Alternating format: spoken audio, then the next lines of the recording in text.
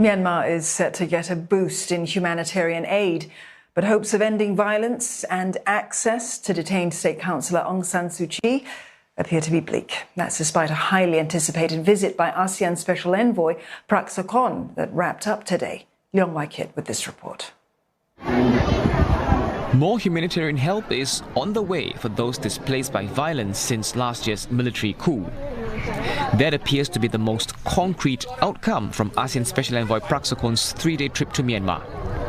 He had met United Nations agencies in Yangon to discuss pooling resources and rolling out more aid. Mr. Prak Sokhonn had warned against having overly high expectations from his first trip. I shared the view with him because what he referred to is the lack of sincerity and lack of cooperation from the SAC, the Tamadao, because first there are some constraints with regards to getting access to different political groups, different groups in Myanmar. The Special Envoy held talks with Army Chief Min Aung Hlaing. He also met 8 groups like the Myanmar Red Cross as well as ASEAN ambassadors.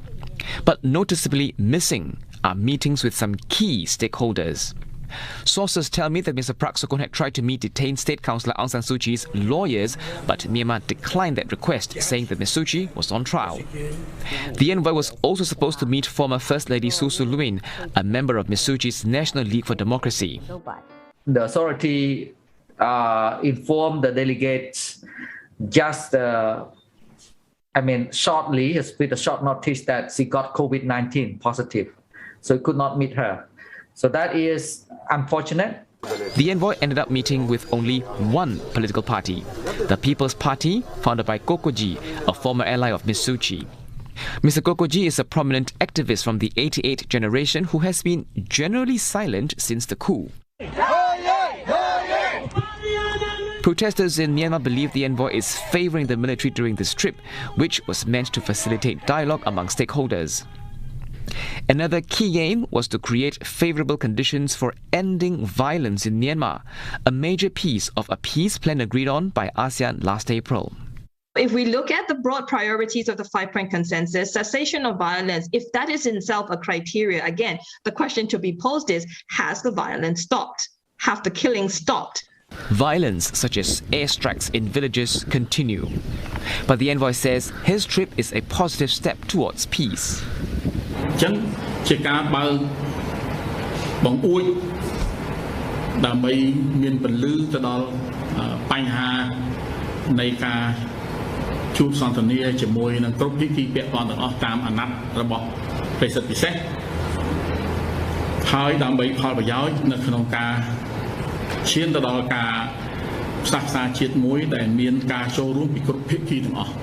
It's still early days yet to tell if the visit will bring about the targeted outcomes.